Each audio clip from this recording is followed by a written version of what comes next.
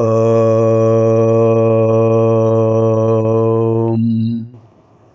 శ్రీ గురుభ్యో నమః.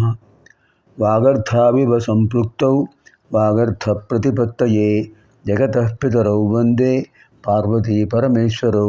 శృతిస్మృతిపురాణానాం ఆలయం కరుణాలయం నమామి భగవత్పాదం శంకరం లోకశంకరం.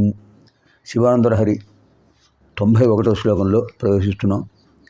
ముందుగా కృష్ణాష్టకంలో 7వ శ్లోకం.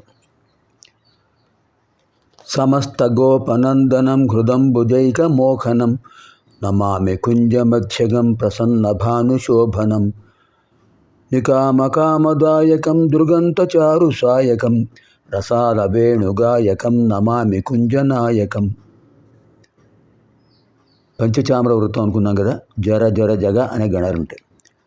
సమస్తగోపనందనం హృదంబుజైకమోఖనం నమామి కుంజమధ్యగం ప్రసన్నభానుశోభనం నికామకామదాయకం దృగంతచారుసాయకం రసాలవేణుగాయకం నమామి కుంజనాయకం. పరమాత్మ ఎలా ఉన్నాడు? సమస్త గోపానందనం, గోపాలకులందరినీ ఆనందింపజేస్తున్నాడు.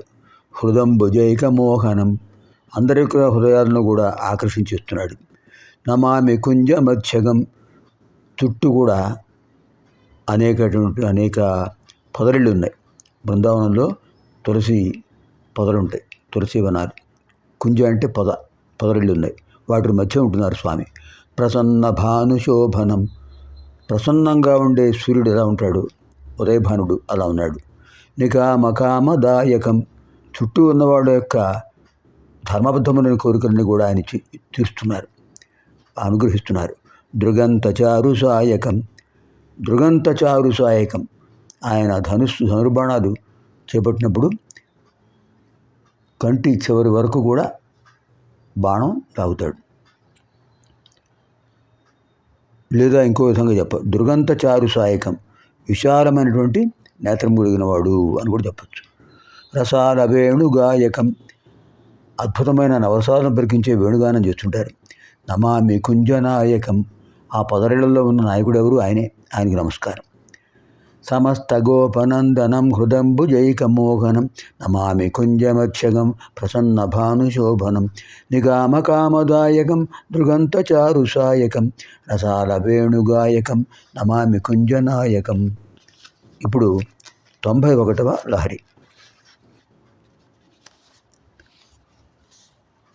ఆద్యా విద్యా హృద్గత నిర్గదాసీత్ విద్యా హృద్గత త్వత్ప్రసాదాత్ సేవే నిత్యం శ్రీకరం త్వత్పదాబ్జం భావే ముక్తే భాజనం రాజమౌళే. ఆద్యా విద్యా హృద్గత నిర్గతాసీత్ విద్యా హృద్గత త్వత్ప్రసాదాత్ సేవే నిత్యం శ్రీకరం త్వత్పదాబ్జం భావే ముక్తే భాజనం రాజమౌళే. భాజనం రాజమౌళే.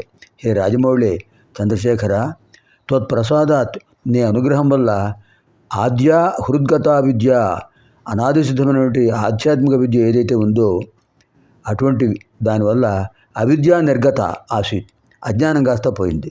అవిద్య అంటే అజ్ఞానం, విద్య అంటే జ్ఞానం. హృదయ మనోహరమైనటువంటి విద్యా హృద్గత, ఆ విశేషమైన విజ్ఞానం నా హృదయంలో స్థిరపడిందిగా ఆసీత్ అయింది. నిత్యం ఎల్లప్పుడూ కూడా శ్రీకరం, శోభను కలిగించేటటువంటి త్వత్పదాబ్జం, నీ పాదపద్మమును సేవిస్తాను స్వామి. ముక్తే ముక్తికి భాజనం భావే, ముక్తే భాజనం భావే, నీ పాదపద్మ సేవనం మోక్షానికి నిలయం అని నేను భావిస్తున్నాను. చంద్రశేఖర, నీ దయ వల్ల అనాది సిద్ధమైన అజ్ఞానం తొలగిపోయింది, మనోహరమైన జ్ఞానం స్థిరపడింది హృదయంలో. అంచేత సంపత్కరమైనటువంటి నీ పాదపద్మాన్ని నిత్యం నేను సేవిస్తుంటాను. ముక్తికి సాధనం అదే కదా.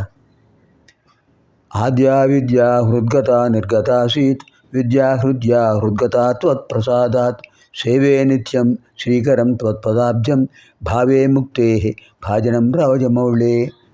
భాజనం రాజమౌళి పునర్మిలామ అనంతర శ్లోక అధ్యయన కార్యక్రమే.